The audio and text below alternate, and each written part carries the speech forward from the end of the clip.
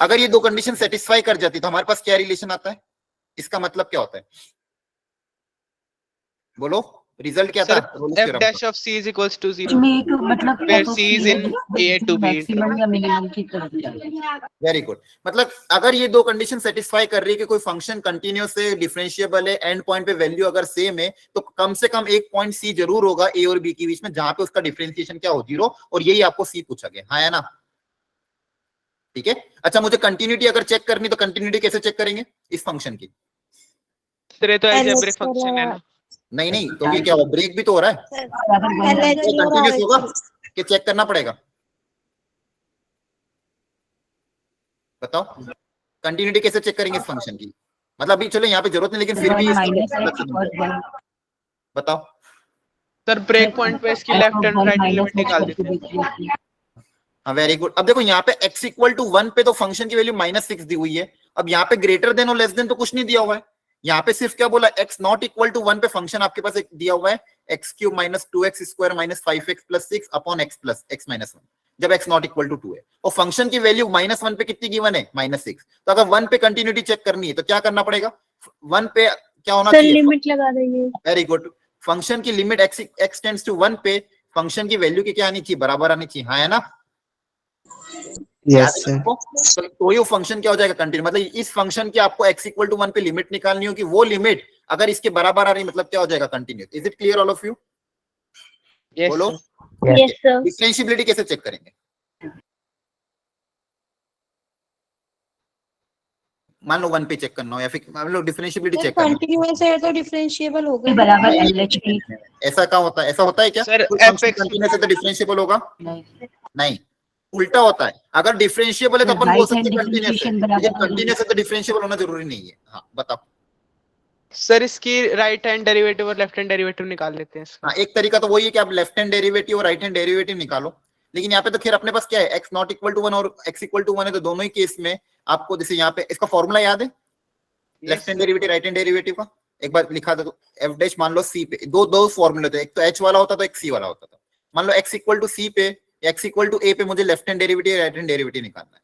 इसका f dash c का normal formula क्या होता था, लिमिट बताओ। x टेंड्स टू c, हाँ x tends to c, f of x minus f of c upon x minus c। Very good. ये सब लोग ध्यान रखना, ये फर्स्ट डेरिवेटिव आपने क्लास 11th में याद हो तो सारे फॉर्मूले इसी से डिराइव किए थे डिफरेंशिएशन के, फर्स्ट प्रिंसिपल है ना, f dash c equal to limit x tends to c f of x minus f of c upon x minus c। ध्यान रखना, याद रखने का तरीका क्या है, 0/0 फॉर्म बनेगा, मतलब x को आप c रखोगे तो ऊपर भी 0 बनेगा, नीचे भी 0 बनेगा। एक ये वाला फॉर्मूला होता था और एक h वाला फॉर्मूला होता था, लिमिट h टेंड्स टू 0 वाला भी, है ना, f of x plus h minus f of h divided by h, ठीक है ना? Yes yes.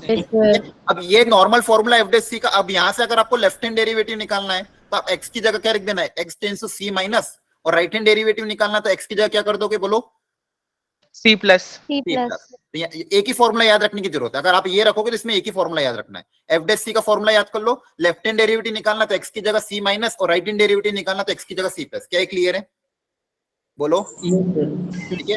खैर यहाँ पे मतलब यहाँ पे जरूरत नहीं थी, लेकिन रिवीजन के लिए आपको बता दें कि यहाँ पे डिफरेंशिएबल आप चेक कर लेना, डिफरेंशिएबल एक ही, f ऑफ b पे वैल्यू निकालोगे तो सेम आएगी।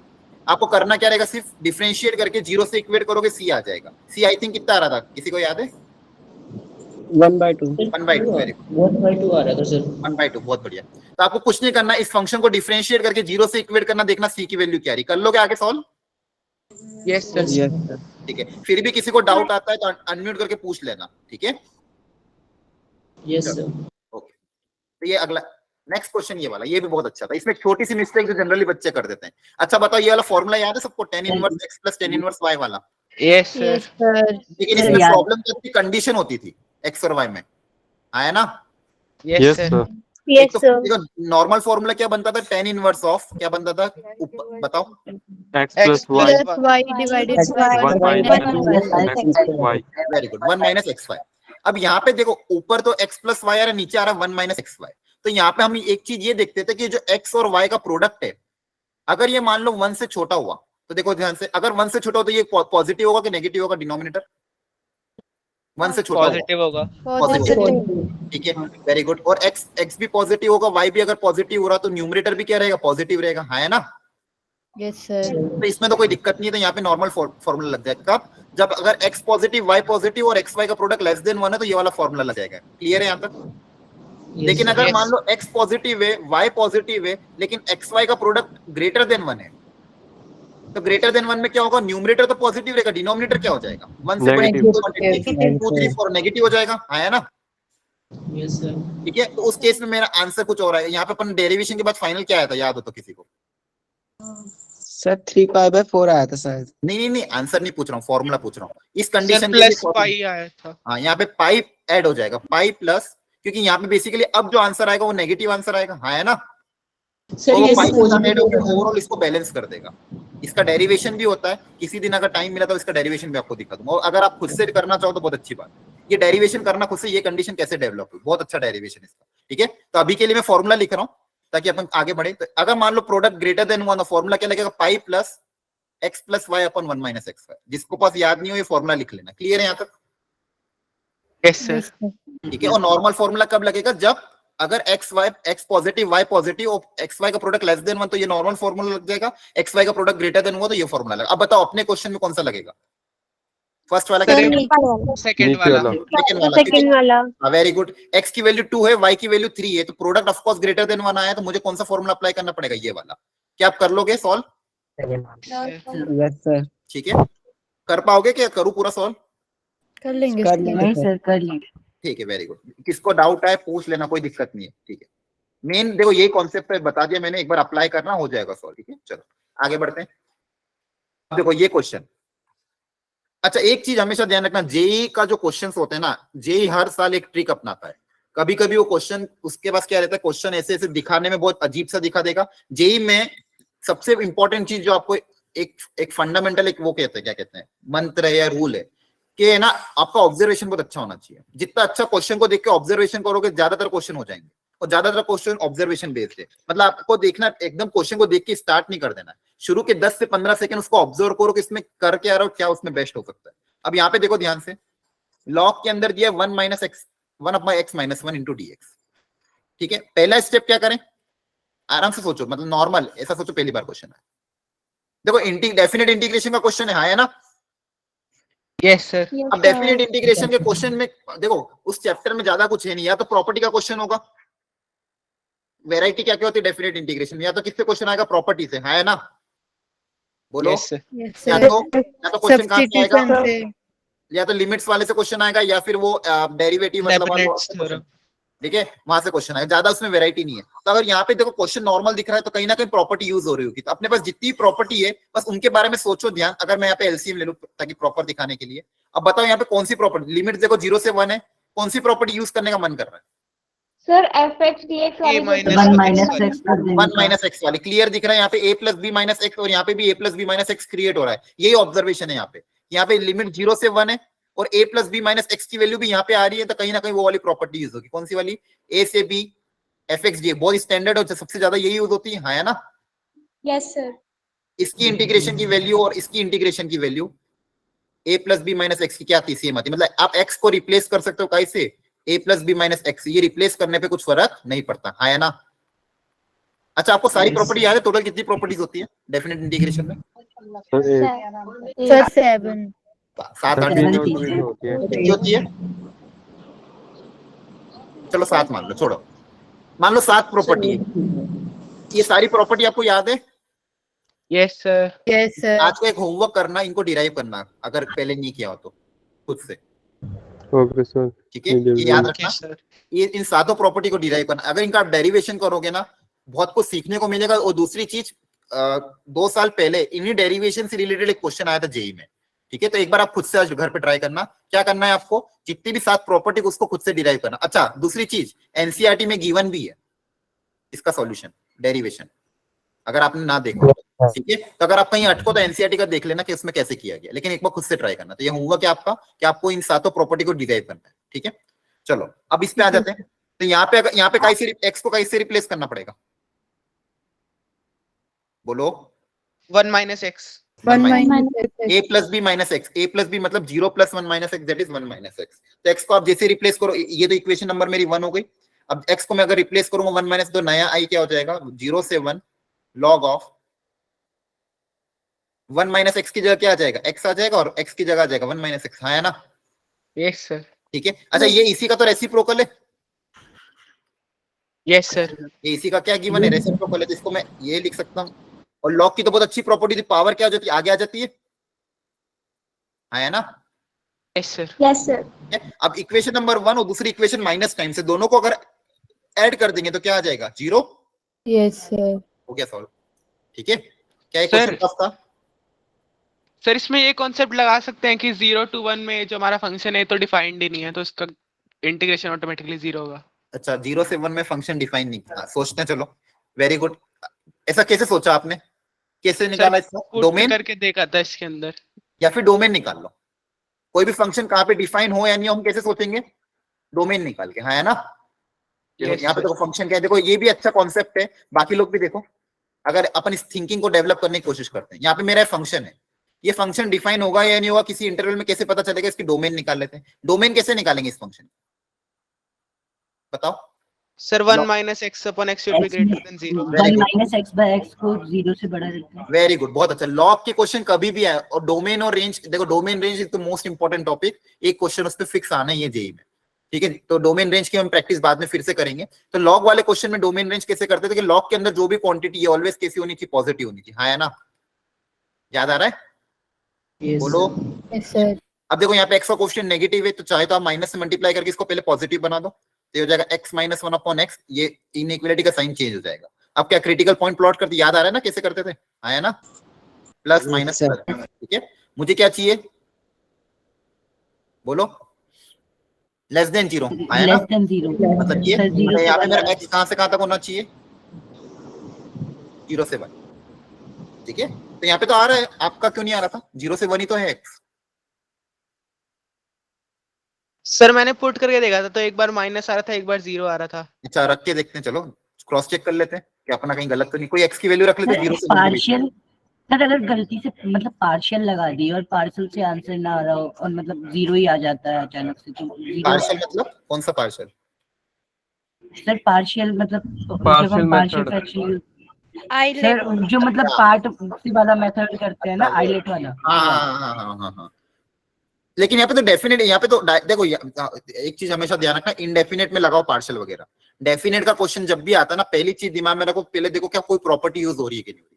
मैक्सिमम क्वेश्चन प्रॉपर्टी से होंगे, क्लियर है, हाँ है ना? Yes sir.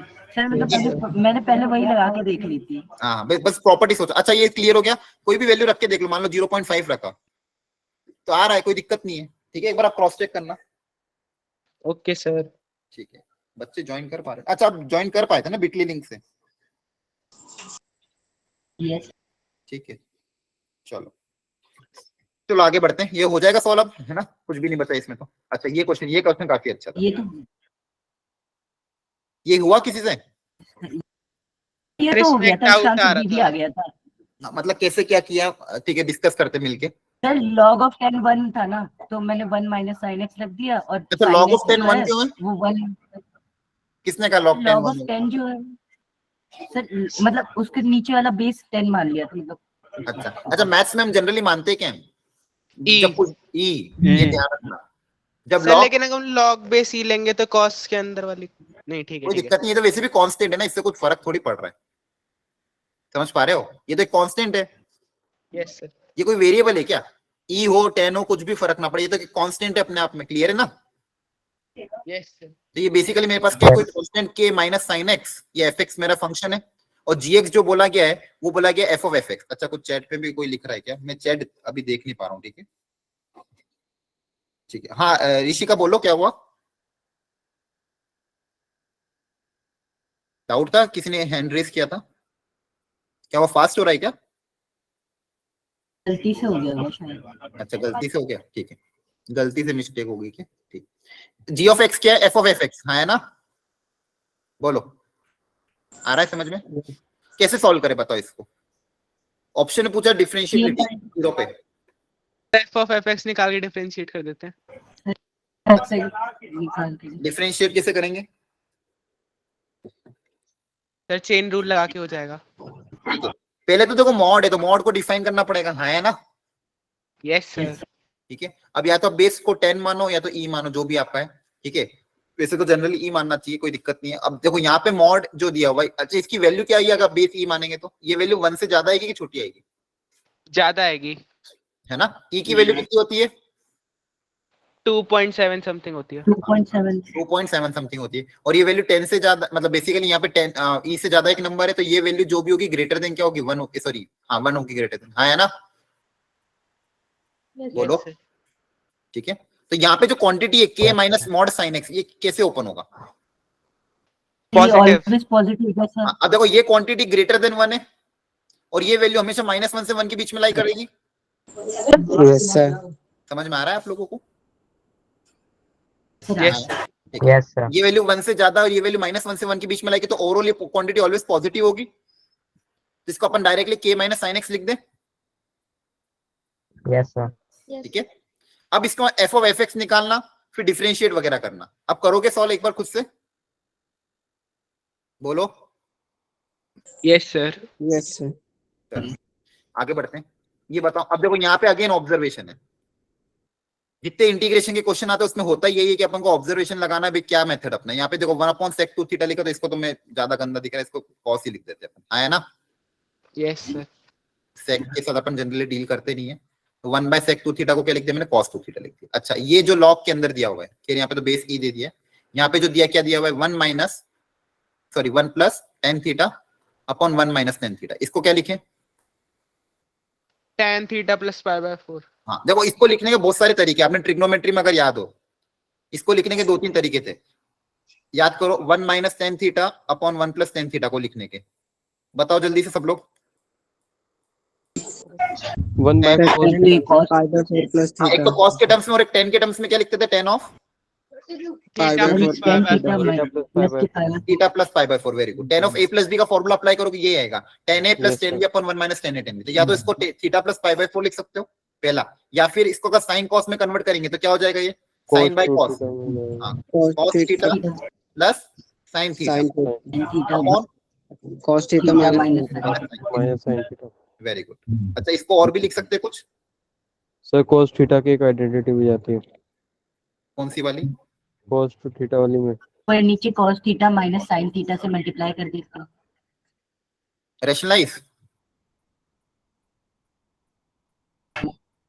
नहीं नहीं नहीं, एक चीज और कर सकते हैं इसमें अपन। क्या क्यों, कोई दिक्कत नहीं है, या तो ये लिख दो।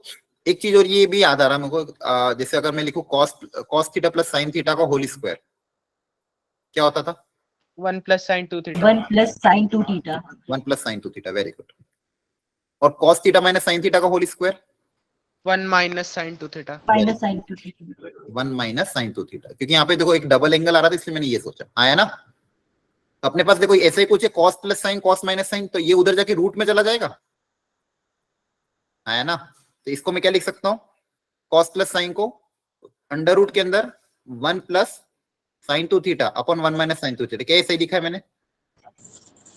बोलो। Yes, sir. सही है।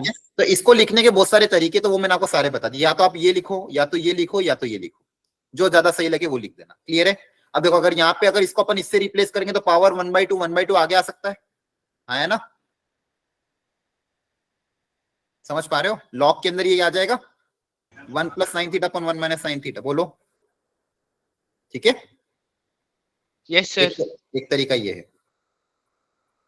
ठीक है, अब बताओ क्या करेंगे? Sir, by parts लगा देंगे. नहीं नहीं नहीं, उससे भी आसान तरीका, ध्यान से देखो।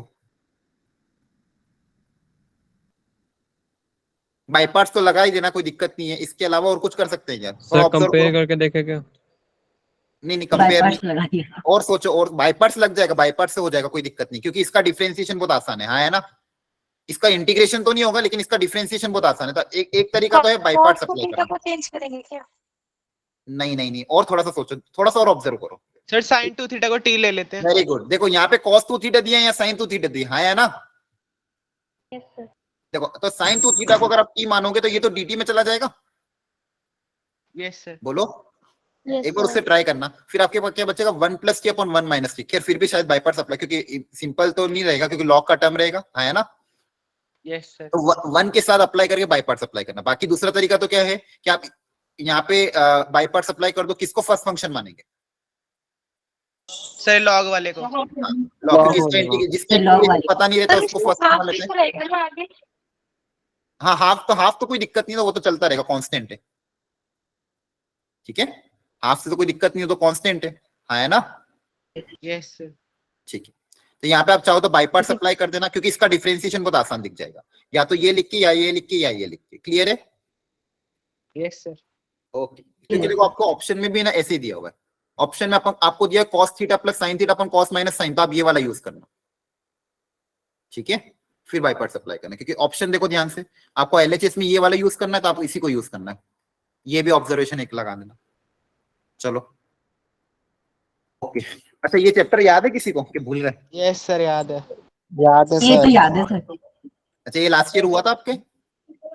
Yes sir. Sir last year नहीं हुआ था, आप ही की रिकॉर्डिंग देखी थी ना, आपने जो पढ़ाया था। अच्छा, रिकॉर्डिंग भेजी थी क्या मैंने तो खैर उसको Yes, वन sir, शॉट में कराया था, एक ही Yes, लेक्चर में पूरा करा दिया था मैंने, शायद 1 या 2 लेक्चर में ड्रॉपर्स वाले। सर वही देखी थी सर। उसके बाद चीनू मैम ने थोड़े क्वेश्चन कराए थे, तो वो याद है।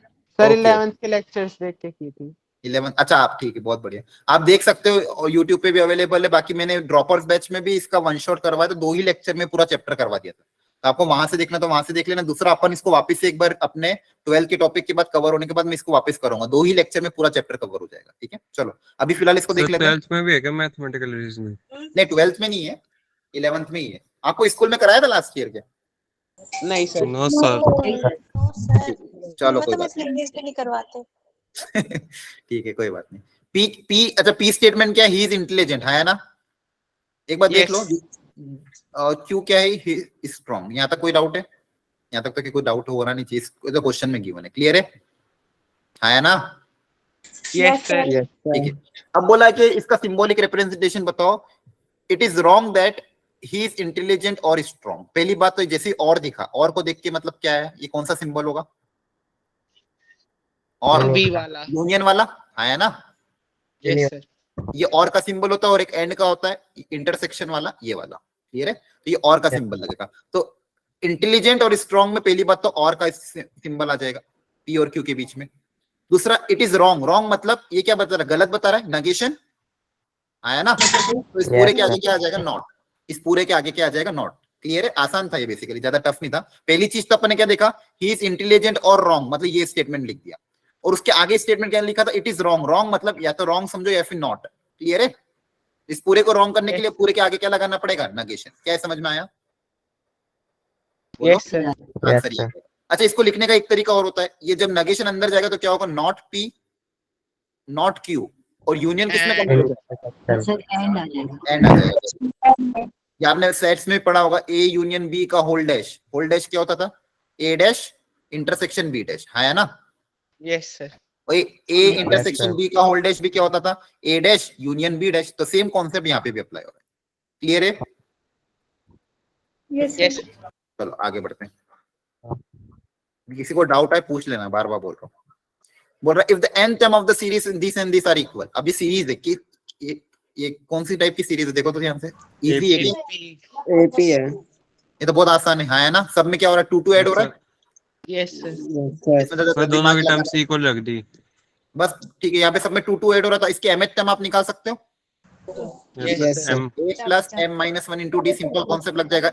a आपको पता है, d आपको पता है, m को m रखना है। और जो सेकंड वाली टर्म है वो कैसी है? वो भी इजी है क्या? यस। ये भी यस सर। तो उसमें माइनस +7 का डिफरेंस। बस ये हो जाएगा ना। Yes sir. Yes sir. दोनों का mth टर्म इक्वेट कर देना। क्वेश्चन आसान ही है। अच्छा, ये क्वेश्चन किए थे एग्जाम में आपने कि छोड़ के आ गए थे? नहीं सर, ये तो कर ही लिया। सर कल तो ये वाला छोड़ा था। ये तो बहुत आसान है। ये दिखने में टफ है लेकिन है सर बहुत इसमें मेरे को ये समझ में नहीं आया, पॉजिटिव और नॉन नेगेटिव में फर्क क्या है? अच्छा, ये भी बहुत बड़ा कॉन्सेप्ट है। आपको अगर याद हो तो आप लोगों को मैंने स्टार्टिंग में नॉन होमवर्क दिया नेगेटिव में था। 0 भी आएगा ना। हाँ, ये स्टार्टिंग में मैंने आपको एक होमवर्क दिया था, पहली दूसरी क्लास में ही, जब आपको मैं बेसिक मैथ या फिर कुछ पढ़ा रहा था क्लास में, कि बहुत अच्छा क्वेश्चन ये आता था। जनरली कंफ्यूज होते थे बच्चे। एक स्टेटमेंट ये है, ऑल पॉजिटिव नंबर और एक स्टेटमेंट है नॉन नेगेटिव नंबर। तो कंफ्यूजन जीरो में ही होता है कि जीरो किस में इंक्लूड होगा, जीरो किस में इंक्लूड नहीं होगा। क्लियर है? दोनों में अंतर है।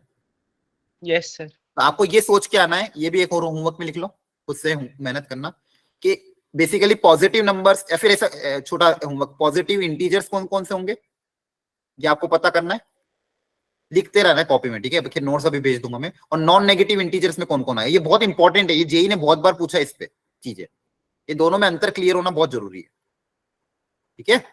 समझ में आ रहा है? नॉन नेगेटिव इंटीजर्स में कौन कौन से इंटीजर आएंगे, पॉजिटिव इंटीजर में कौन कौन से इंटीजर आएंगे, आपको पता करना है। चलो फिर क्वेश्चन पे आते, ये बताओ मुझे, ये किया था एग्जाम में? यस सर किया था, सर। गलत हो गया था। देखो ये क्वेश्चन टफ नहीं है, आप अभी आप अगर आप खुद से भी करोगे। ये देखो, ये एक क्वाड्रेटिक इक्वेशन है जिसके रूट से अल्फा और बीटा। यहाँ तक कोई डाउट है? बोलो। No sir. नहीं। अब आपको बोला कि इसकी वैल्यू निकालो, 1 प्लस अल्फा स्क्वायर और 1 प्लस बीटा। तो सबसे पहले जब अगर मान लो कुछ भी दिमाग में नहीं आ रहा तो क्या करें, इसकी वैल्यू कैसे निकालें? बोलो। सर मल्टीप्लाई कर देते हैं। हाँ मल्टीप्लाई कर दो ना, सिंपल है। देखो यहाँ पे 1 अल्फा स्क्वायर आ रहा है, यहाँ पे भी आ रहा है, सिंपल मल्टीप्लाई कर दो, सॉल्व हो जाएगा एक लाइन में। जब कुछ भी दिमाग में कुछ तो करो एटलीस्ट। तो 1 से सबको मल्टीप्लाई करोगे तो कितना आएगा, 1 प्लस बीटा स्क्वायर। हाँ है ना? बोलो। Yes. पहले 1 मल्टीप्लाई, फिर अल्फा जब सबसे मल्टीप्लाई होगा तो क्या होगा, alpha plus alpha beta plus alpha into beta square. फिर अल्फा स्क्वायर को तीनों से मल्टीप्लाई कर देंगे तो क्या जाएगा, alpha square plus alpha square beta. Very good, alpha square beta square. Very nice. अच्छा, आपको बचपन से एक चीज पता है, जब भी रूट्स पता और इक्वेशन पता तो हमारे पास क्या रिलेशन होता है? बोलो। Alpha plus beta is equals to minus B by sum of the roots equal to minus B by A, और प्रोडक्ट ऑफ द रूट कितना होता है, सी बाय। अब यहाँ पे उन टर्म्स को कलेक्ट कर लेते हैं। देखो ये 1 को तो 1 ही रहने देते हैं, इस बीटा के साथ किसको अटैच करें, अल्फा को। हाँ है ना? बोलो। अरे आ रहा है? Yes sir. ठीक है, ऊपर से तो नहीं जा रहा ना। ये बीटा स्क्वायर के साथ किसको रख देंगे, अल्फा स्क्वायर को। तो अल्फा स्क्वायर और बीटा स्क्वायर साथ में लिख देंगे, ठीक है? अल्फा बीटा को अलग ही रहने देते क्योंकि इसकी वैल्यू मुझे पता ही है। अब मेरे पास क्या क्या बच रहा है, ये टर्म बची है, ये टर्म बची है, इनमें से कुछ कॉमन आ रहा है क्या?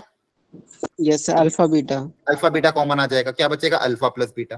और एक लास्ट टर्म क्या बची है, अल्फा बीटा का होल स्क्वायर। क्या ये सारी वैल्यू मुझे पता है?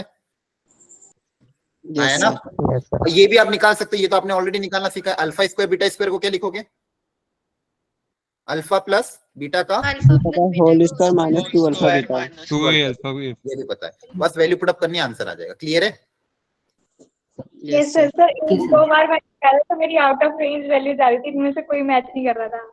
सर मेरा आंसर आ गया था लेकिन पॉजिटिव चलो कोई नहीं, एक बार रीट्राई करना। देखो ये सारे क्वेश्चन जितने भी है ना, मैं पूरा सॉल्व नहीं करूंगा, आपको वापस घर पे जाके एक बार मेहनत तो करनी पड़ेगी। क्लियर है? क्योंकि अल्टीमेटली आपको ही करना है ना? फिर भी नहीं आता तो नेक्स्ट क्लास में मिलूंगा, इसी वापस पूछ लेना, ठीक है? बोलो। Yes sir. ठीक है। अब देखो ये भी क्वेश्चन टफ नहीं था। आप ही बताओ मैं क्या करूं। सबसे पहली स्टेप क्या अपनाएगा, sine inverse x plus sine inverse y equal to दिया हुआ है साइन पाई। इनवर्स y को क्या करें, इनवर्स y में चेंज करना एक मिनट आएगा। हाँ। या फिर साइन इनवर्स ठीक है, हाँ एक मिनट, हाँ पता, बोलो। साइन इनवर्स y को पाई by 2 minus sign inverse x करके और फिर सर डायरेक्टली आइडेंटिटी लगा हाँ कुछ भी बहुत सारे तरीके हैं, या तो आप फॉर्मूला अप्लाई करो या फिर इधर उधर भेजो, है ना? बस देखो अल्टीमेटली आपको एक्सप्रेशन की वैल्यू पूछिए तो कहीं ना कहीं इनको तो सिंप्लीफाई करना पड़ेगा ना। पहला स्टेप क्या है, इसको सिंप्लीफाई करो। तो कैसे सिंप्लीफाई करें, या तो फॉर्मूला अप्लाई कर दो, है ना? और फॉर्मूला जनरली याद रहता नहीं, मेरे को तो याद नहीं रहता है। तो क्या करो, देखो यहाँ पे पाई बाय 2 आ रहा है, तो सबसे पहले सबसे आसान है इसको उधर भेज दो, है ना? बोलो। Yes sir. या फिर साइन इनवर्स y को भी क्या लिख सकते हो पाई बाय 2 के टर्म्स में, pi by 2 minus cos inverse minus pi by 2 minus cos inverse y equal to pi by 2। तो यहाँ से क्लियरली एक फायदा क्या होगा, पाई बाय 2 कैंसिल हो जाएगा, मेरे पास एक्सप्रेशन क्या आ जाएगा, sine inverse x equal to cos inverse y। हाँ है ना? यहाँ तक कोई डाउट? Yes sir. जी सर। ठीक है। अब मुझे बताओ, यहाँ पे तो साइन इनवर्स है, तो क्या इसको साइन इनवर्स में कन्वर्ट करना आसान है? ये तो बहुत आसान है, बताओ। इसको तो साइन इनवर्स 90 x लिख दिया, इसको क्या लिखेंगे, sine inverse √1 minus y square. Very good. cos inverse को साइन इनवर्स में लिखने का ये तरीका होता है, ये सब याद रखना, याद होना चाहिए। अब दोनों तरफ साइन इनवर्स हो क्या, आप क्या डायरेक्ट एक्सप्रेशन कंपेयर हो सकते हैं, x √1 माइनस y स्क्वायर, है ना? बोलो। Yes sir. स्क्वायरिंग कर दोगे दोनों तरफ तो क्या आ जाएगा, x square equal to 1 minus y square. तो यहाँ से फाइनल एक्सप्रेशन क्या आएगा, x square plus y square equal to 1। बस इसी एक्सप्रेशन को आपको यूज करना है इसमें, ठीक है। अब थोड़ा मॉडिफिकेशन आप दिमाग लगाना घर पे। मेरे पास वैल्यू क्या क्या है, 1 प्लस एक्स की पावर 4 प्लस वाई की पावर 4। अगर ये पता है तो ये भी आ जाएगा।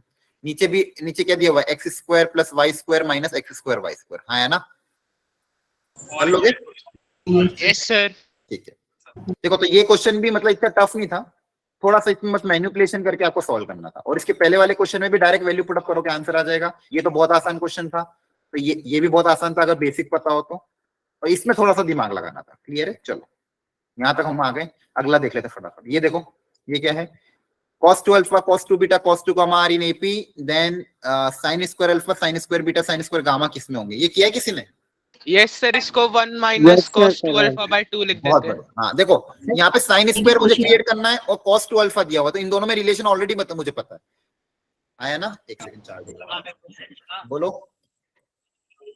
यस अरे सर। बोलो, ठीक है। सर मैंने इस वाले में ना cos 2 अल्फा 2 बीटा 2 गामा को ना -1 0 और 1 एपी बनाया था और फिर वहां हाँ। से अल्फा बीटा गामा की वैल्यू निकाल ली थी। अच्छा एक बार वापस बताना बेटा क्या किया था वापस। तो इस वाले में ना जो cos 2 अल्फा 2 बीटा 2 गामा है, इसको -1 0 और 1 में एपी में रखा और फिर वहां से अल्फा बीटा गामा की वैल्यू निकाल के साइन वाले में रख दिए थे, वो भी एपी में ही आ गए थे। अच्छा अच्छा अच्छा अच्छा, आपने क्या बोल दिया कि इसकी वैल्यू अपने -1 0 और 1 अज्यूम कर ली और ये भी एपी में है और वहां पे अपने वैल्यू पुट अप कर दी। वेरी गुड, कर सकते हो, सही है, बहुत बढ़िया। अच्छा इससे जल्दी भी हो जाएगा। अच्छा इसके अलावा दूसरा तरीका जो नॉर्मल सबको दिखता है कि cos 2 अल्फा cos 2 बीटा और cos 2 गामा है, हाँ है ना, ये एपी में। हेलो सबको आवाज आ रही है ना? Yes sir. ठीक है, यस यस सर। सर। तो ये मेरे पास गिवन है एपी में। इनको मैं इसके टर्म्स में लिख सकता हूँ, साइन स्क्वायर के टर्म्स में। cos 2 अल्फा को साइन स्क्वायर के टर्म्स में बताओ कैसे लिखते हैं? 1 minus 2 sin square alpha. 1 minus very good. आपके पास तो बेसिक एक्सप्रेशन क्या है, cos 2 अल्फा को हम क्या लिखते हैं, 1 माइनस 2 साइन स्क्वायर अल्फा, है ना। यहाँ पे मैं क्या लिख सकता हूँ, 1 माइनस 2 साइन स्क्वायर अल्फा, ये हो जाएगा 1 माइनस 2 साइन स्क्वायर बीटा और ये हो जाएगा 1 माइनस 2 साइन स्क्वायर गामा। ठीक है, ओके। अब मुझे जो एक्सप्रेशन पता करना वो इसके बारे में पता करना। अच्छा मुझे ये बताओ, कोई गिवन एपी में अगर मैं सब में कोई कांस्टेंट नंबर ऐड कर दूं तो अभी भी वो एपी रहेगा कि चेंज हो जाएगा? एपी रहेगा सर। सर एपी बनेगा। अब देखो ये अगर एपी में तो ये भी एपी में होगा, हाँ है ना। Yes sir. ठीक है, दोनों बराबर है। इन सब में अगर मैं -1 सब्सट्रैक्ट कर दूं, -1 सब में सब्सट्रैक्ट कर दिया तो ये 1 1 हट जाएगा, तो यहाँ पे क्या आएगा, -2 साइन स्क्वायर अल्फा ये और ये -2 साइन स्क्वायर बीटा। अच्छा सब में 2 डिवाइड करने से कुछ फर्क पड़ेगा? No sir. नो सर, अभी भी तो एक्सप्रेशन -2 ही कर दो ना डायरेक्ट। मतलब बेसिकली -2 डिवाइड करोगे तो अभी भी एक्सप्रेशन किस में रहेगा, एपी में रहेगा, हाँ है ना। ठीक है, इसका आंसर क्या आएगा, एपी। तो ये भी आसान एक क्वेश्चन था, ये आपसे होना चाहिए था। चलो नेक्स्ट। हाँ ये बहुत अच्छा था, बहुत सारे बच्चों को लग रहा था इसमें कोई एरर है क्या, टाइपिंग एरर है ना, लग रहा था क्या? जनरली क्वेश्चन आपको एग्जाम में ऐसे आते थे, f of x plus y equal to fx plus fy, हाँ है ना। Yes sir. अच्छा पहले बताओ, ये फंक्शनल इक्वेशन बहुत इंपॉर्टेंट है, ध्यान रखना, जेई इस पे क्वेश्चन काफी पूछ रहा है। तो मुझे बताओ ऐसा कौन सा फंक्शन है जो इसको सेटिस्फाई करता है? kx। हाँ very good. fx equal to normal function kx, मतलब 2x 3x 5x, नॉर्मल जो होता है ना, 5x हो गया 6x, लीनियर फंक्शन। क्लियर है, याद रखना सब लोग। मतलब सम अगर सम में टूट रहा है तो नॉर्मल फंक्शन kx। अच्छा मुझे चलो इसमें और रिवाइज कर लेते हैं। सम अगर प्रोडक्ट में टूट रहा है तो a की पावर x। हाँ सोच लेते हैं, a की power x। Very good, a की पावर x रख के देख लेते हैं। अगर x की जगह मैं x प्लस वाई रखूं तो ये क्या हो जाएगा, पावर अगर बेस अगर सेम है, पावर प्रोडक्ट में ऐड हो जाती है ना, याद आ रहा है? ठीक है। और इसके अलावा क्या होता था कि अगर प्रोडक्ट सम में टूट जाए, ये किस में होता था, log x। लॉग में। उल्टा प्रोसेस किस में होता था, क्योंकि इसी का इनवर्स कौन होता है, लॉग, है ना। लॉग ऑफ एक्स वाई का प्रोडक्ट क्या होता है, log x plus log y. याद आ रहा है सबको? ये कुछ चीजें ध्यान रखना। और फंक्शनल इक्वेशन में दूसरे जो क्वेश्चन आते थे उसमें हम क्या रखते थे, वैल्यू रख रख के देखते थे। ऑलरेडी बहुत सारे क्वेश्चन इस पे हमने किए कि वैल्यू रख रख के हमको कैसे भी करके एक्सप्रेशन क्रिएट करना है, कैसे भी करके अगर एफ का एक्सप्रेशन क्रिएट हो जाए तो मेरा काम हो जाता है। ठीक है, चलो अब इस क्वेश्चन पे आते हैं। काफी अच्छा क्वेश्चन है, ध्यान से समझना सब लोग।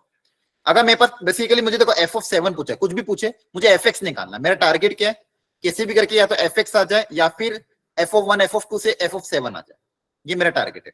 या तो fx निकालो या तो इसकी वैल्यू निकालो। तो यहाँ पे जो एक्सप्रेशन है वो ऐसा कुछ दिया हुआ है, और जो वैल्यू मुझे गिवन है, किसकी वैल्यू गिवन है बताओ? f(0) f(0) की वैल्यू 1 है। तो आपको पहला चीज दिमाग में क्या आता है? यहाँ पे f(0) गिवन है तो क्या करें? सर 0 पुट कर मैंने देते तो हैं। x और y दोनों को हाँ, या तो दोनों को 0 पुट अप कर दो या फिर f(0) क्रिएट करो, है ना? क्लियर है? Yes, sir. तो किसी एक को आप 0 पुट अप कर दो। तो मान लो आपने अगर y को 0 पुट अप कर दिया, या तो x को 0 पुट अप करो या y को। मान लो y को अगर 0 पुट अप कर दे, देखो क्या बचेगा? f के अंदर x बचेगा प्लस f(0), है ना? दूसरा यहाँ पे क्या बचेगा? f(0) plus 0, sorry f(x) plus 0, है ना? क्लियर है? देखो ध्यान से, यस सर। ठीक है? यहां से देखो क्या आ जाएगा? f(x) plus 1 equal to fx, क्योंकि f(0) की वैल्यू कितनी है? 1 है। ठीक है, तो अब देखो ये भी अच्छा एक्सप्रेशन आ गया। अब यहाँ से तो मुझे क्या निकालना है? 7 निकालना है। तो यहाँ पे मैं बस वैल्यू पुटअप करता जो आंसर आता जाएगा। अगर x की जगह यहाँ पे 1 पुटअप किया तो बताओ क्या होगा? x को 1 पुटअप करोगे या फिर x को 0 पुटअप कर दो एक बार। x को 0 पुटअप करने पे क्या आएगा? f(1) = 1। हाँ, f(1) आएगा, f(1) equal to f(0) that is 1।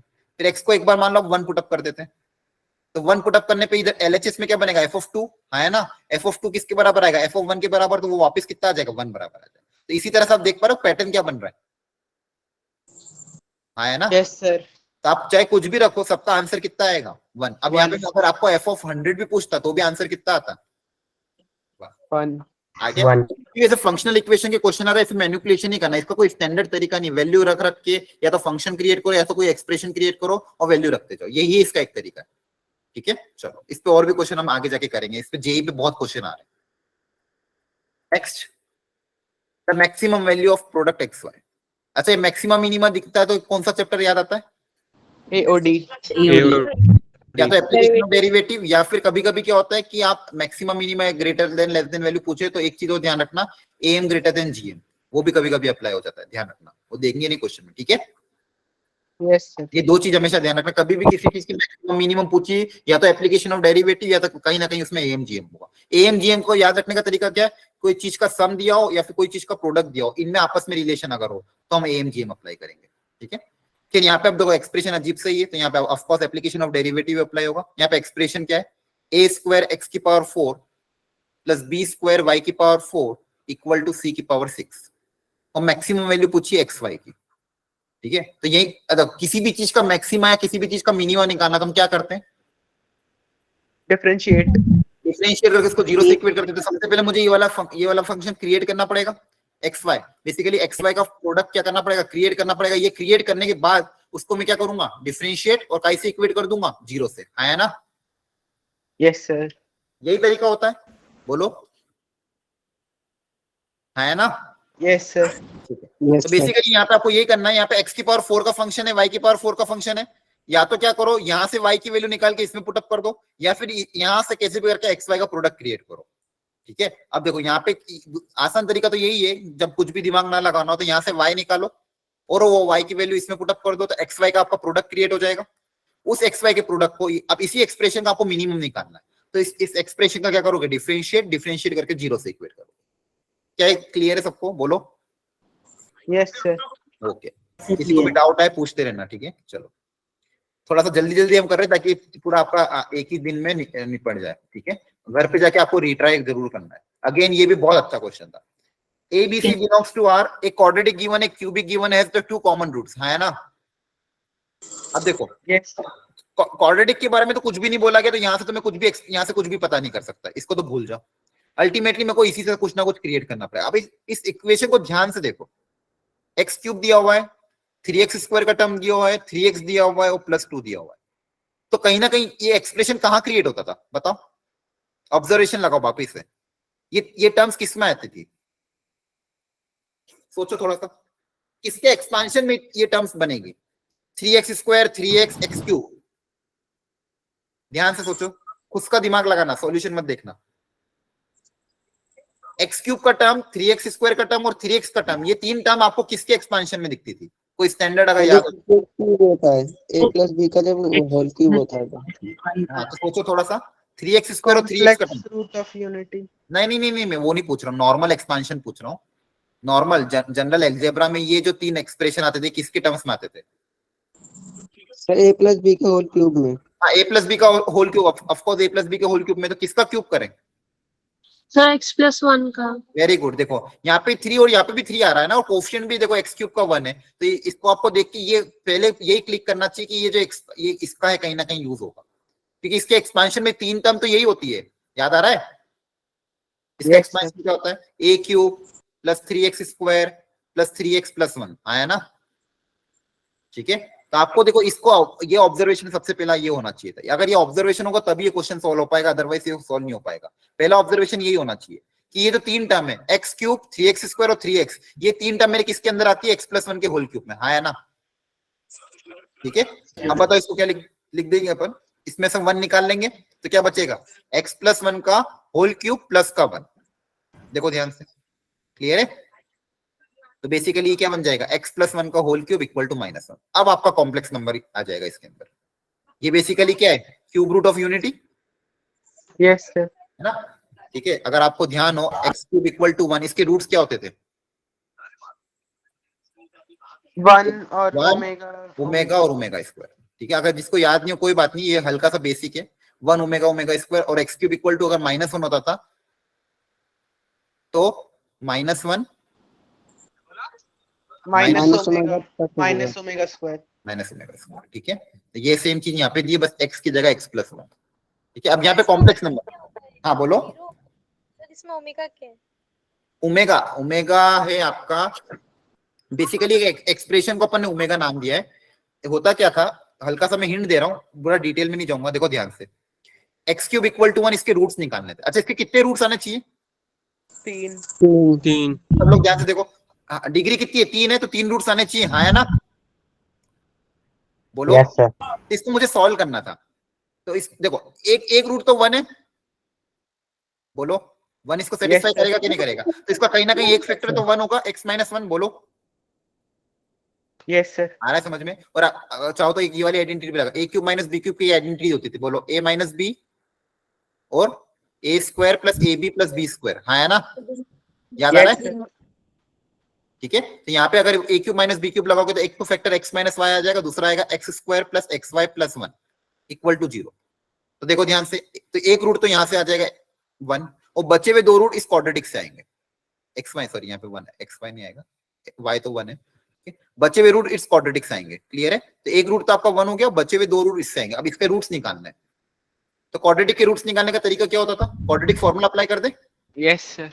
तो क्वाड्रेटिक फॉर्मूला जब अप्लाई करोगे तो -b plus minus under root b square minus 4ac, इसका d नेगेटिव आएगा, b square minus 4ac upon 2a। तो बेसिकली यहाँ पे रूट्स किससे आएगा? -1 plus minus under root of -3/2 आया ना। तो बेसिकली इसके जो रूट आएंगे, एक आएगा -1/2 प्लस √3 आयोटा बाई 2, दूसरा रूट आएगा -1/2 माइनस √3 आयोटा बाई 2, ठीक है। तो इसके 2 रूट्स, एक तो रियल रूट है, 2 रूट कैसे हैं? इमेजिनरी। 2 रूट कैसे हैं? इमेजिनरी। तो इस एक्सप्रेशन में इसको नाम दे दिया था ओमेगा, शॉर्ट फॉर्म में लिखने के लिए, और अगर इसका स्क्वायर करोगे तो ये आएगा, तो इसका नाम दे दिया था ओमेगा स्क्वायर। तो आपके इस क्यूबिक इक्वेशन के 3 रूट आए, 1 ओमेगा और ओमेगा स्क्वायर। क्लियर हुआ थोड़ा बहुत? Yes sir. ये cube root of complex number में पढ़ते हैं, आपको कॉम्प्लेक्स नंबर पूरा डिटेल में मैं अच्छे से पढ़ाऊंगा, डोंट वरी। बस अभी के लिए ध्यान रख लो, एक क्वेश्चन आया हुआ था इसलिए कि ये जो equation x cube equal to 1, इसके 3 रूट्स आते हैं। एक real root x equal to 1, बचे हुए 2 रूट्स इमेजिनरी होते हैं। एक रूट होता है ये, दूसरा रूट होता है ये, तो इसको नोमेनक्लेचर में एक का नाम ओमेगा दे दिया, और इसी का स्क्वायर करोगे तो यही एक्सप्रेशन क्रिएट होगा, तो बचा हुआ रूट क्या हो जाएगा? ओमेगा स्क्वायर, ठीक है। चलो, तो फिर अभी मैं डिटेल में नहीं जा रहा हूँ, क्योंकि अगर आपको ये नहीं पता तो फिर मेरे को और आगे इसको समझाना पड़ेगा, ठीक है। तो इसको अभी अपन यहीं पे पॉज पे रखते हैं, ठीक है। चलो, अब स्टैटिस्टिक्स आप लोगों ने पढ़ा हुआ है कि ये भी छूटेगा था लास्ट ईयर? यस सर, पढ़ा था। अच्छा देखो ध्यान से, अब यहाँ पे बोला है 3n टर्म्स है, n कुछ n टर्म्स एक है, n टर्म्स एक है और एक n टर्म्स एक है, मतलब टोटल 3n टर्म्स है। टोटल कितनी टर्म्स है? 3n। अब उसमें क्या क्या बोला गया है? The first n terms are a minus d। शुरू की n टर्म्स कैसी है? a minus d। सारी के सारी टर्म्स कैसी है? a minus d। The second n observation are a। बची हुई ऑब्जर्वेशन क्या है? a ये n बार है। और लास्ट की एन ऑब्जर्वेशन है ए प्लस डी, ये आखिरी की ऑब्जर्वेशन क्या है A plus D A plus D A plus D, ये भी कितनी टाइम्स है एन टाइम्स, ये क्वेश्चन है। ठीक है, ये टोटल 3n टर्म्स है, ये n ये n ये n, उन कुल मिला के टोटल 3n टर्म्स है। a माइनस डी एन बार है, ए बी एन बार है, ए प्लस डी एन बार है। ठीक है, यहां तक हो गया। वेरिएंस आपको दिया है 4/3, वेरिएंस मतलब सिग्मा स्क्वायर आपको दिया है 4/3, तो बोला डी की वैल्यू क्या होगी। अब सबसे पहले तो इसमें वेरिएंस का फॉर्मूला पता होना चाहिए, तो बताओ वेरिएंस का फॉर्मूला क्या होता है सिग्मा स्क्वायर। अगर normal expression x1 x2 x3 sigma fi xi fi वाला नहीं, मतलब अगर नॉर्मल, चलो fi वाला बता दो, चलो कोई भी बता दो। सिग्मा बोलो, अरे बोलो, भूल गए क्या? Sigma fi xi square by के fi है ना, सिग्मा fi माइनस मीन का स्क्वायर fi xi स्क्वायर। ठीक है, हाँ देखो नॉर्मल फॉर्मूला क्या होता है, summation fi into xi square by n minus x बार बोलो, या फिर समेशन x बार को लिखने का तरीका क्या है, fi into xi by n का होल स्क्वायर। यही है, चेक कर लेना एक बार, सही लिखा है, बोलो आया ना। ये सर यही है। बेसिकली यहाँ पे क्या होता है xi स्क्वायर, एक तो आप समेशन किसका करते हो fi xi का, दूसरा fi इंटू xi स्क्वायर का करते हो। अब अच्छा यहाँ पे डेटा जो है सब एक एक है, सबकी फ्रीक्वेंसी 1 है, आया ना, एक ही बारी तो दिया हुआ है, यस क्लियर है। सर, तो सबकी फ्रीक्वेंसी क्या है 1, तो जब फ्रीक्वेंसी 1 है तो नॉर्मल फॉर्मूला क्या हो जाएगा, xi square by n minus summation xi by n का होल स्क्वायर। xi स्क्वायर मतलब जितने भी डेटा उन सबका स्क्वायर का सम। ठीक है, बोलो। यस सर, अब डेटा मेरे पास ये है, तो समेशन xi स्क्वायर का क्या होगा, xi स्क्वायर मतलब जितने भी डेटा इनका स्क्वायर, मतलब a माइनस डी का स्क्वायर, तो ये कितनी टाइम आएगा, n बार आएगा।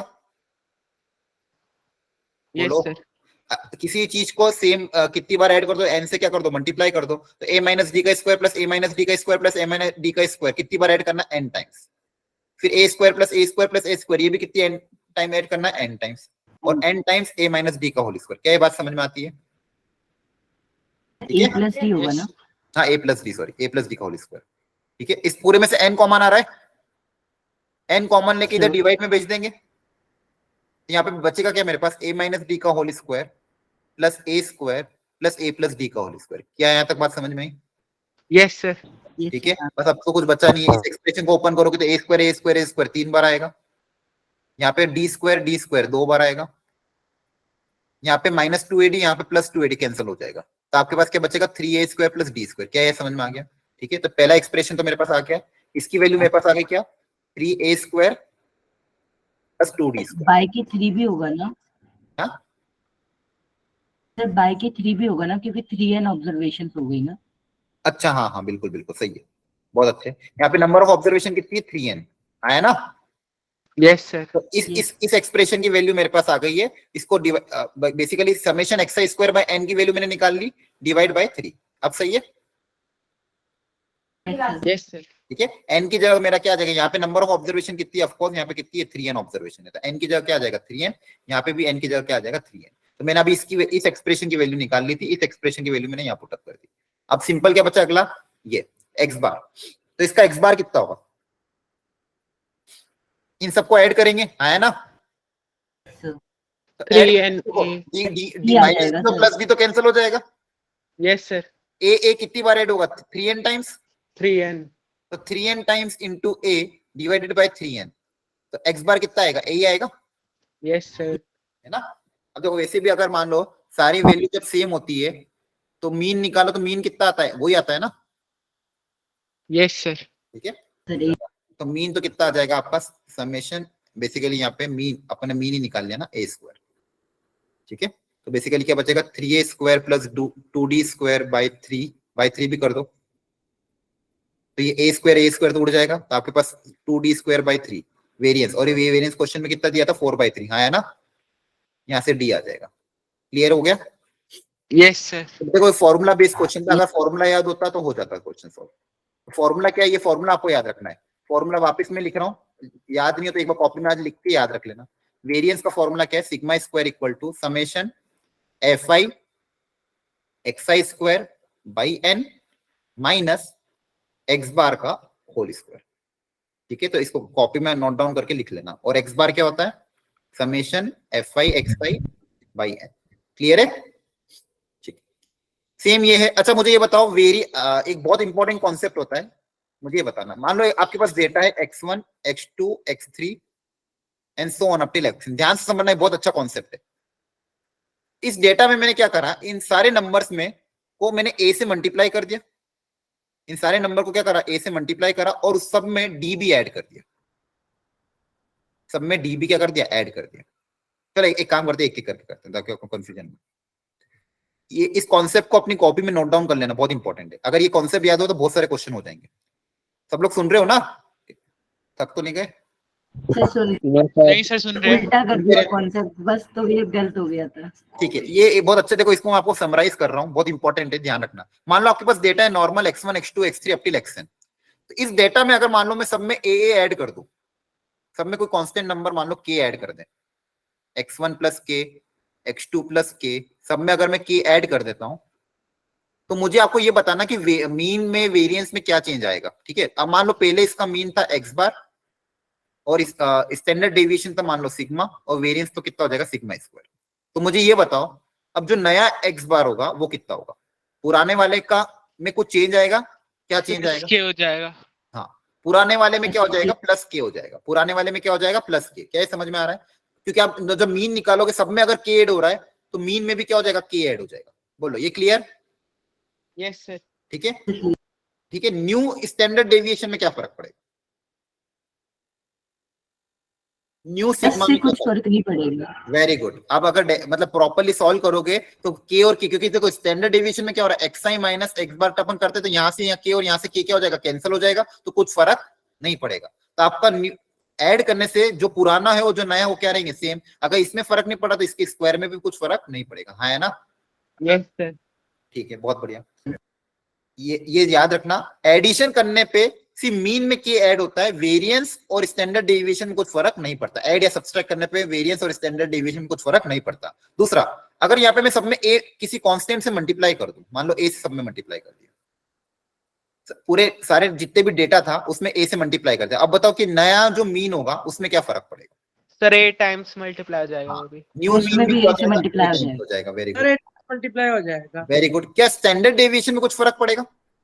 सर वो भी a से मल्टीप्लाई होगा। वेरी गुड, वो भी सर a मैंने से, सोचा डिवाइड होगा तो गलत कर ना दिया। ना ना, वो भी a से क्या हो जाएगा, मल्टीप्लाई। और वेरिएंस में सर वो a के स्क्वायर से मल्टीप्लाई हाँ, होगा। अब जैसे अगर ये a से मल्टीप्लाई हो तो नया वेरिएंस किससे मल्टीप्लाई होगा, उसके स्क्वायर से। हाँ है ना? Yes sir. ठीक है, तो ये ध्यान रखना, एडिशन या सब्ट्रैक्शन करने से कुछ फर्क नहीं पड़ता।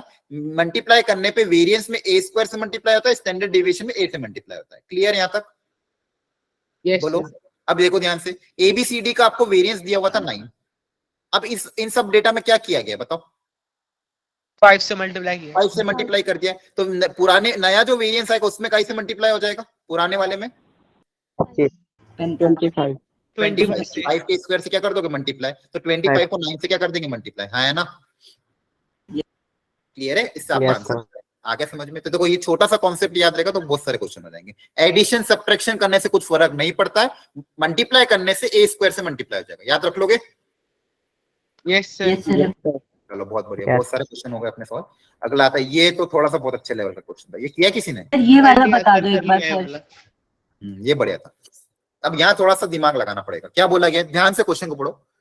थोड़ा सा हो सकता है इसमें कैलकुलेशन भी आए, सॉल्व करके देखते। सॉल्व किया नहीं मैंने इसको। देखो, number of points on the curve at which the normal make intercept on the coordinate axis whose length are numerically equal. अच्छा पूरे तो स्ट्रेट लाइन का छोटा सा कॉन्सेप्ट बताओ, वो लाइन जिसके इंटरसेप्ट इक्वल हो वो कैसी होगी?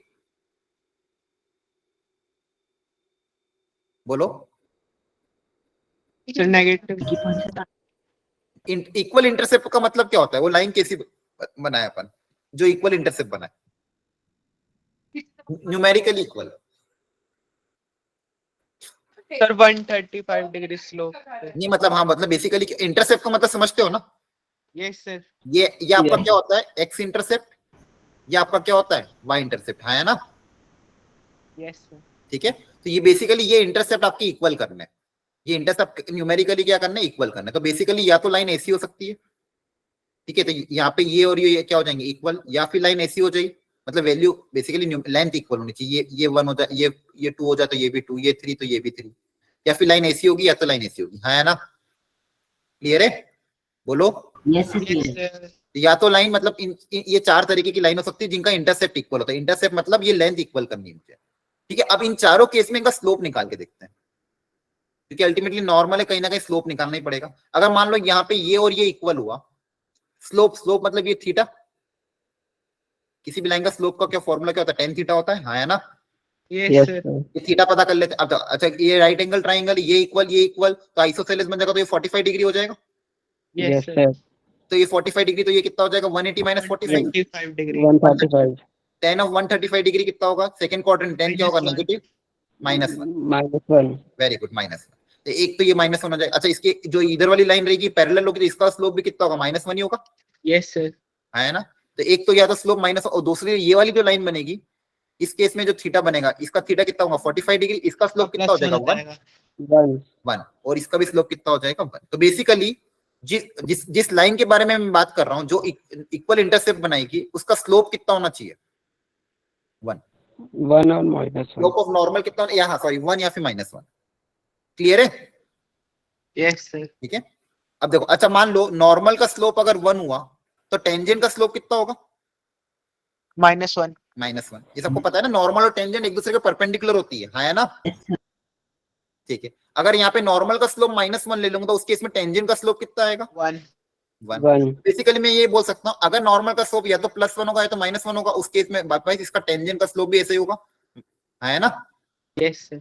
और स्लोप ऑफ टेंजेंट मतलब क्या, Derivative function. Derivative at that point, dy by dx किसी एक पर्टिकुलर पॉइंट पे कितना होना चाहिए, या तो 1 या तो -1। आ रहा है समझ में, यस सर। Very good. तो आपको बस पता करना है वैसे पॉइंट्स कितने होंगे। अब देखो, अब ये तो कॉन्सेप्ट आ गया, आपको बोला इक्वल इंटरसेप्ट मतलब स्लोप कितना होगा 1 या -1। यहां तक किसी को कोई डाउट हो तो पूछो, एनीवन बोलो। No, sir. ठीक है, हाँ। ठीक है। आधी जनता तो, मतलब बहुत सारे बच्चे तो लेफ्ट हो गए, क्या पता क्यों, ठीक है। तो यहाँ पे स्लोप अपन ने कितना निकाला 1 या -1। तो बेसिकली उस किसी पॉइंट पे स्लोप की वैल्यू कितनी आनी चाहिए, तो 1 या -1। अब मुझे पता करना है ऐसे कितने पॉइंट होंगे। कर्व क्या गिवन है, y² = x³, ठीक है। अब इस पे पॉइंट अज्यूम करना है, तो पॉइंट कैसे अज्यूम करे बताओ, कर्व पे पॉइंट कैसे अज्यूम करूं, dx ना पॉइंट अज्यूम करना नॉर्मल, x को मान लो a मान लेंगे, है ना, बोलो। Yes, sir. y कितना आएगा, A की power 3/2. तो a की पावर 3/2, यहाँ पे वैल्यू रख दोगे ना, ठीक है। तो अब यहाँ पे वैल्यू पुटअप करनी है, तो डिफरेंशिएट कर देते हैं इसको पहले। तो इसका differentiation 2y dy by dx equal to कितना आ जाएगा 3x². Very good. तो यहाँ से dy बाई dx कितना आ जाएगा 3x² अपॉन 2y, ठीक है। यहाँ पे वैल्यू पुटअप कर देंगे, तो 3x² अपॉन 2y एट किसी एक जनरल पॉइंट कर्व के ऊपर की वैल्यू कितनी होनी चाहिए, +-1। अब यहाँ पे वैल्यू पुटअप करते हैं कर्व पे कोई भी एक पॉइंट, तो ये x1 ले लेते हैं, ये y1 ले लेते हैं, हाँ है ना, आ रहा है समझ में कि नहीं, ठीक है। Yes, sir. x की जगह क्या ले लेंगे a, तो x की जगह मैं a रख दूंगा, और y की जगह जो y की वैल्यू इवन है a की पावर 3/2 रख देंगे, ठीक है। ये वैल्यू रख दी, ये आनी चाहिए +-1। यहाँ से देखो 2 था ना नीचे, हाँ। तो कितना आ जाएगा, ये 2 उधर चल जाएगा, यहाँ पे a² पावर सब्सट्रैक्ट हो जाएगी, हाँ है ना। Yes, sir. तो हो जाएगा 2/3, चेक करते रहना, सॉल्व करते हैं, मिस्टेक हो तो बता देना। ये कितना हो जाएगा 1/2 √a. √a, और इधर क्या बचा था +-2/3। यहाँ तक कोई डाउट, सर माइनस वाला तो हटा हाँ हाँ, देते हैं. यहाँ तक कोई डाउट तो नहीं है, नो सर. ठीक है। ऑफ कोर्स यहाँ पे आप देखो, वेरी गुड, √a नेगेटिव तो नहीं हो सकता, नो सर. तो क्या लेना पड़ेगा पॉजिटिव। तो √a = 2/3, यहाँ से a की कितनी वैल्यू आएगी, 4/9. एक वैल्यू के दो वैल्यू, सर एक ही आएगी. a की वैल्यू कितनी आएगी 1। तो यहाँ पे अपने पास कितने सॉल्यूशन आएंगे, एक सॉल्यूशन, क्लियर है, आ रहा है समझ में। यहाँ पे मान लो कुछ एक नहीं था, ऑप्शन में एक है कि नहीं है, नहीं है, 2 है सर. होए तो फिर कहीं मिस्टेक हुई क्या, देखो क्रॉस चेक करो। टॉप ऑफ नॉर्मल अपना है तो +1 होगा या तो -1 होगा, ठीक है। अपन ने एक बार +1 -1 डिफरेंशिएट सही किया ना, 2y dy by dx equal to 3x²। dy by dx की वैल्यू कितनी आ जाएगी, 3x² अपॉन 2y। यहाँ पे dy by dx रख दिया अपने, वैल्यू पुटअप कर दी, a की जगह x की जगह a रख दिया, तो y कितना आ जाएगा आपका,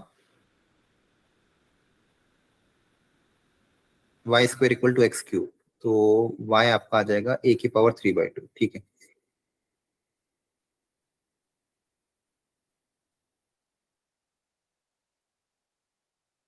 तो आपके पास है a की पावर 1/2 इक्वल टू ±2/3। यहाँ पे आप दो वैल्यू नहीं ले सकते ना, क्योंकि यहाँ पे आपके पास क्या आ रहा है, √a, तो √a नेगेटिव तो नहीं हो सकता। a की वैल्यू आ रही है मेरे पास, बेसिकली मेरे पास ये एक्सप्रेशन आ रहा है, √a इक्वल टू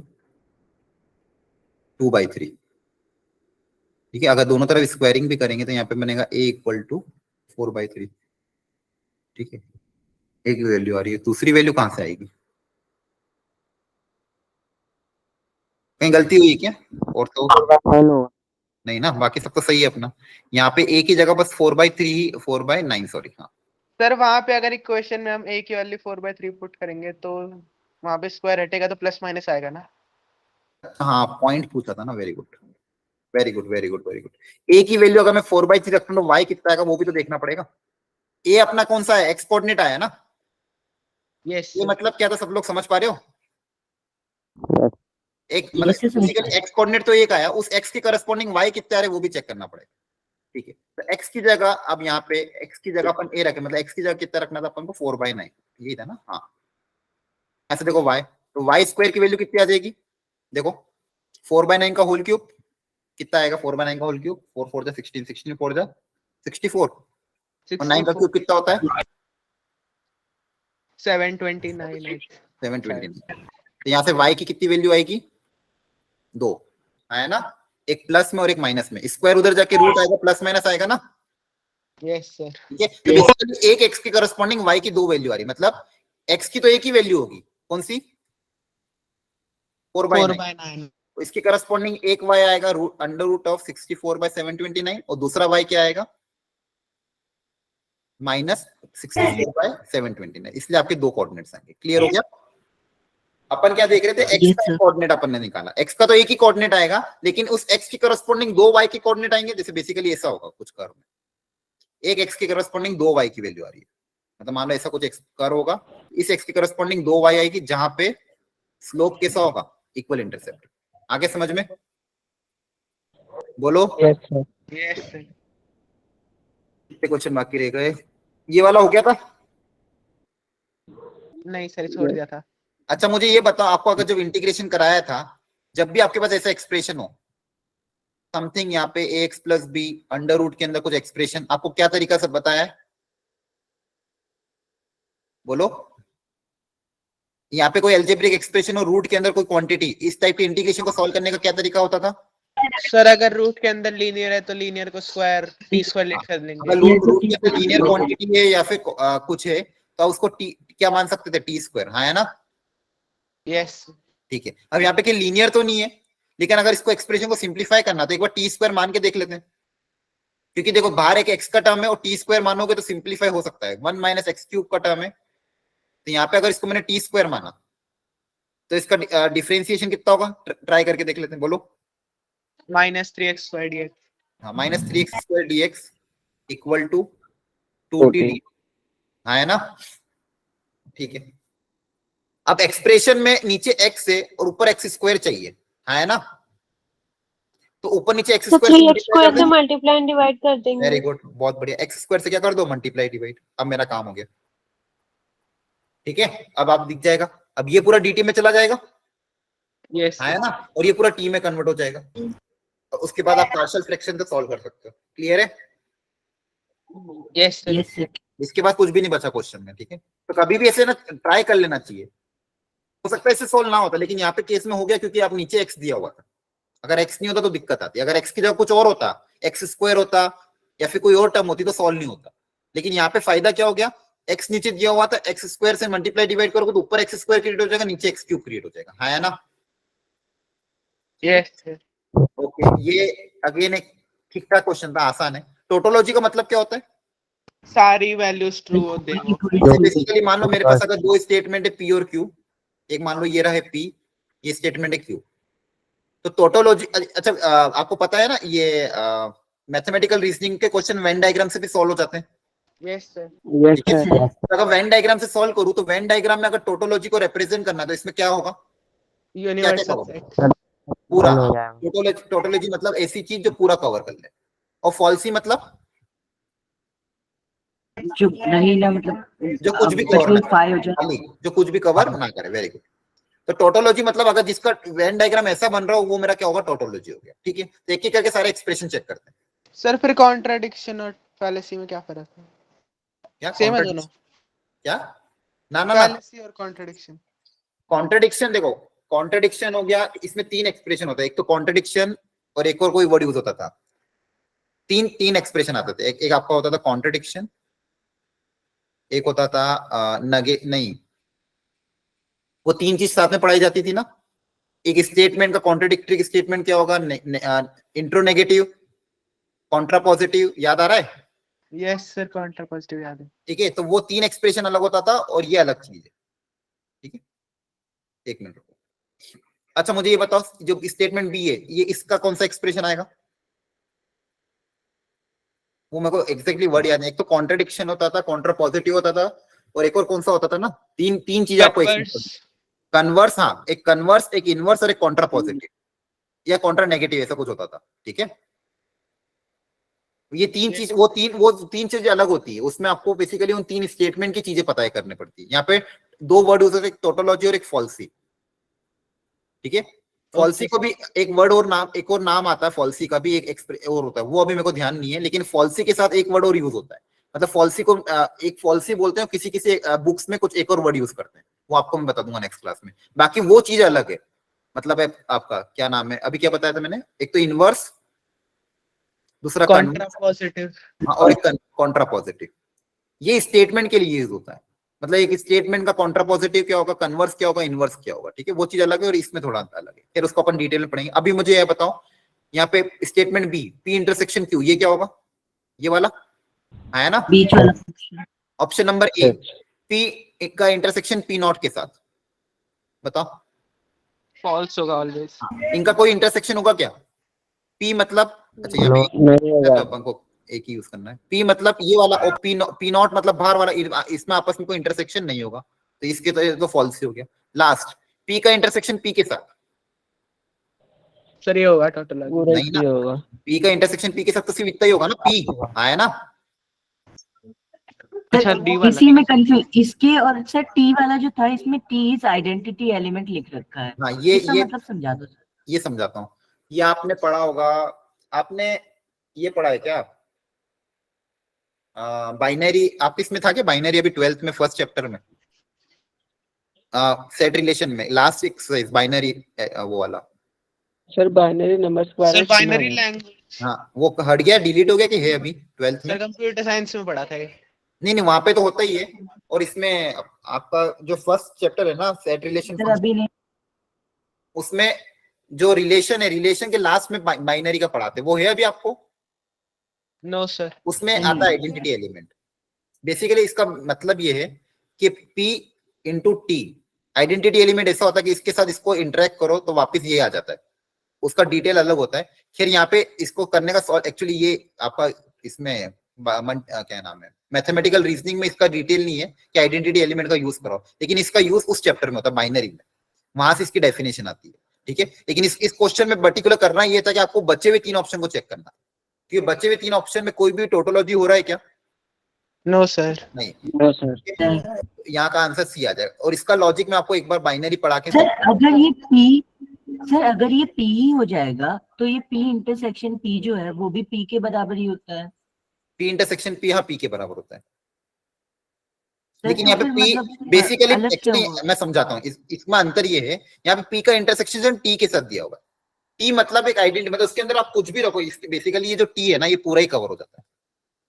मतलब इसका किसके साथ भी इंटरसेक्शन करो, यूनियन करो, मतलब एक आइडेंटिटी, मतलब कैसे। अच्छा ये आपने पढ़ा होगा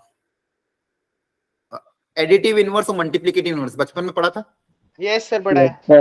तो उससे थोड़ा सा रिलेट करने की कोशिश करता हूँ, अगर रिलेट हो पाए। जैसे मान लो कोई नंबर लेते 5 का एडिटिव इनवर्स बताओ। -5। 5 का एडिटिव इनवर्स क्या होता था? -5। थोड़ा बहुत याद आ रहा है 7th 8th क्लास में। और मल्टीप्लिकेटिव इनवर्स 5 का 1/5। 1/5। 1/5। Very good. तो बेसिकली अगर आपको ये पूछा जाए कि भाई एडिटिव इनवर्स की डेफिनेशन क्या थी, कोई भी नंबर का एडिटिव इनवर्स का मतलब क्या है? तो जिसको ऐड करके उसके अंदर 0 आ जाए। दूसरा वाला ऐसा नंबर उसके साथ ऐड करो, मतलब किसी भी का भी एडिटिव इनवर्स अगर निकालना हो तो उसका मतलब क्या होता था? ये 7th क्लास की डेफिनेशन है कि एडिटिव इनवर्स निकालने का तरीका क्या है। इस चीज का एडिटिव इनवर्स क्या होगा कि उसमें ऐसा नंबर कोई ऐड करो ताकि आंसर क्या आ जाए? 0। ठीक है। और मल्टीप्लिकेटिव इनवर्स की डेफिनेशन क्या होती थी? ऐसा नंबर डिवाइड करो कि 1 आ जाए। अरे ऐसा नंबर डिवाइड नहीं, divide करो, ऐसा 1 आ नंबर जाए। मल्टीप्लाई करो मल्टीप्लाई करो, सॉरी। ताकि आंसर कितना आ जाए? 1। 1। अब यहाँ पे ये जो 0 और 1 है ना, ये मेरा ये एडिटिव आइडेंटिटी होती थी। आपको अगर फिल इन द ब्लैंक्स आता था कि एडिटिव आइडेंटिटी कौन सी होती है? 0। और मल्टीप्लिकेटिव आइडेंटिटी कौन सी होती है? 1। 1। अब 1 को मल्टीप्लिकेटिव आइडेंटिटी क्यों बोलते हैं? मल्टीप्लिकेटिव आइडेंटिटी थोड़ा सा मैं रिलेट करने, अब देखो 1 एक ऐसा नंबर है कि 1 को किसी के साथ भी मल्टीप्लाई करो आंसर क्या आ जाता है? वो खुद आता है यस सर। ना। मान लो कोई नंबर है p, अब p को 1 के साथ मल्टीप्लाई करने पे क्या आ जाता है? p आ जाएगा। तो इसलिए 1 को अपन क्या बोलते हैं? Multiplicative identity. लॉजिक से बैठ रहा है। और 0 को क्या बोलते हैं? Additive identity. क्यों? क्योंकि 0 के साथ किसी भी नंबर को ऐड करो आंसर क्या आता है? वो खुद ही आ जाता है। Yes sir. ठीक है। अब देखो यहाँ पे ये जो प्लस और मल्टीप्लाई कर रहा हूँ इसको अपन क्या बोलते हैं? अच्छा, ये प्लस मल्टीप्लाई डिवाइड माइनस, इनको अपन क्या बोलते हैं? दो नंबर के बीच में अप्लाई होता है बाइनरी ऑपरेशन बोलते हैं इनको। क्या बोलते हैं? हाँ, थोड़ा सा ज्यादा हो गया। बाइनरी क्या बोलते हैं? ऑपरेशन। हाँ है ना। Yes sir. ठीक है। तो बस लास्ट कंक्लूड कर रहा हूं। तो अगर मान लो दो नंबर के बीच में मैं कोई बाइनरी ऑपरेशन लगा रहा हूं, मान लो इसमें अभी स्टार बना दिया। क्या बता दिया मैंने? स्टार। अब ये स्टार या तो प्लस होगा या तो माइनस होगा या तो मल्टीप्लाई होगा या तो डिवाइड होगा। ठीक है। तो उसको एडिटिव, क्या नाम यूज किया था? हाँ, एडिटिव एलिमेंट। एडिटिव एलिमेंट कब बोलेंगे? मान लो इसको यहाँ पे मैंने बोल दिया पी। एडिटिव आइडेंटिटी या फिर कोई भी आइडेंटिटी कब होगा? जब उसके साथ वो बाइनरी ऑपरेशन लगाने पे आंसर वापस क्या आ जाए? वो खुद आ जाए। आंसर वापस क्या आ जाए? वो ए का ए आ जाए। तो उस पी को हम क्या बोलते थे? आइडेंटिटी। Identity element. इस पी को क्या बोलूंगा मैं?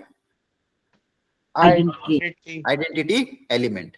मतलब उसके साथ कोई ऑपरेशन मैंने लगाया, मतलब ए के साथ उसको ऑपरेशन लगाया, वापस वो खुद आ जाए। जैसे यहाँ पे 0 के साथ, जैसे एडिशन के केस में आइडेंटिटी कौन होगा?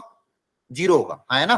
एडिटिव आइडेंटिटी एलिमेंट कौन सा होगा? 0। क्योंकि 0 के साथ किसी को ऐड करने पे वो खुद आ जाएगा। मल्टीप्लिकेटिव आइडेंटिटी कौन होगा? 1।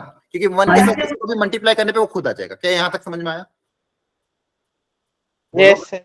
ठीक है। ये थोड़ा बहुत लॉजिक होता है, मैं आपको बाइनरी ऑपरेशन अगर पढ़ूंगा तो उसमें बता दूंगा। ठीक है। केयर, उसमें डिटेल में अब नहीं जा रहे हैं। तो ये हल्का सा लॉजिक है। उस एक्सप्रेशन के साथ अब अपन पढ़ेंगे तो यहाँ पे क्या आएगा? टोटोलॉजी आएगा। मैं आपको बताऊंगा नेक्स्ट क्लास में। क्लियर है यहाँ तक? बस ये आपको पता होना, ये बाइनरी ऑपरेशन के अंदर जो मैं आपको बता रहा था, ये बाइनरी ऑपरेशन के अंदर ये सब कॉन्सेप्ट यूज होता है। और ये तो बचपन में आपने पढ़ा होगा। अगर आपके घर में छोटे भाई बहन हो तो उसकी बुक में देखना, ये क्वेश्चन आएगा। एडिटिव आइडेंटिटी क्या होता था? आप रट के लिखते थे 0। मल्टीप्लिकेटिव आइडेंटिटी क्या होता था? 1। ठीक है। क्यों होता था? उसका रीजन ये था। चलो इस पे आते हैं, फटाफट बताओ। बहुत सारे क्वेश्चन बाकी, टाइम कितना हो गया? सर इसके ब्रैकेट देख के मुझे लगा ग्रेटेस्ट इंटीजर है। अच्छा, ये ग्रेटेस्ट इंटीजर नहीं था? लगा तो ये था, लेकिन फिर बाद में GIF ना लिखा देखकर अच्छा, मैं खुद भी यही समझा था एक्चुअली। अच्छा, इसमें दिया हुआ नहीं है ना ग्रेटेस्ट इंटीजर? यस सर, मैं सोच रहा था ये कैसे आंसर आ रहा है, 0 आना चाहिए। हाँ, वही मैं सोच रहा था। तो फिर ये नॉर्मल है, कैसे करोगे इसको solve? By parts. By parts. ठीक है, फिर तो कुछ बचा ही नहीं है। चलो ये वाला जल्दी से देख लो। ये ऑब्जर्वेशन अगेन, ये नंबर क्या दिया है देखो ध्यान से। एक 1/2 सही है ना। हाँ, अगला नंबर है 3/4। अगला नंबर क्या है? 7/8। अगला नंबर क्या है? 15/16। ध्यान से ऑब्जर्व करो, इनमें क्या पैटर्न दिख रहा है आपको? पैटर्न क्या दिख रहा है? पैटर्न देखो पहले। सर 2n - 1 अपॉन ना n। ना ना ना, वो इतना डिटेल पैटर्न देखो। 1/2, 3/4, 7/8। क्या पैटर्न दिख रहा है इन सब में आपस में? एक नंबर कम, मतलब जो नंबर नीचे होता है उससे ऊपर वाला एक नंबर कम होता है। Very good. यहाँ पे अगर ऊपर 1 है तो नीचे कितना आ रहा है? 2। है ना। एक एक्स्ट्रा आ रहा है। यहाँ पे 3 का 4, 7 का 8, 15 का 16। है ना। इन सब में एक एक का ही गैप है। Yes sir. तो ये ऑब्जर्वेशन पहले आपको करना था। तो अब देखो इसको लिखने का तरीका और अच्छा, अब इसमें सब में एक एक का गैप है ना, तो इसको लिखने का तरीका देखो 1/2 को मैं लिख सकता हूँ 1 - 1/2 आया ना। 3/4 को बताओ क्या लिखोगे? 1 माइनस -1/4 1/4, सब में 1 1 का गैप है ना। 7/8 को क्या लिखेंगे? 1 - 1/8। 1 - इसका फायदा यही होता है जब में ऊपर नीचे एक एक का गैप हो ना, तो ऐसा होता है। इसको क्या लिखेंगे? 1 - 1/16। 1/16। Very good. अब तो कुछ बचा ही नहीं क्वेश्चन में, इन सबको क्या करना है? ऐड हो जाएगा। 1 1 को साथ में कलेक्ट कर लेना और 1/2 और इसको साथ में कलेक्ट कर लेना। क्लियर हो गया? ये ऑब्जर्वेशन करना था बेसिकली। बाकी आप nth टर्म निकाल के भी कर सकते हो, कोई दिक्कत नहीं। कोई डाउट? No sir. ठीक है, कितने क्वेश्चन, टाइम कितना हो गया? 10 बज गए क्या? चलो आज इतना ही रखें, फिर ज्यादा हो जाएगा नहीं तो। ठीक है सर। ठीक है, ओके। तो आज अपने कुछ क्वेश्चन मतलब इंटीजर टाइप बचे, बाकी तो अपन ने लगभग कवर कर लिए। नेक्स्ट क्लास में अपन डिफरेंशियल इक्वेशन को करेंगे, तो आप थोड़ा बहुत रिवाइज करके आना। ठीक है, ओके चलो। और कोई दिक्कत किसी को? अच्छा वो आप प्रणव रुक जाना। Yes, बाकी तो और किसी को दिक्कत हो तो कुछ बोल लो, कुछ बोलना हो सर, तो। वो हम सबकी दिक्कत है, जो प्रणव की दिक्कत है लग रहा है। अच्छा, तुम्हारी पहली बात हो गई क्या? सर वो ग्रुप पे बात कर रहे हैं।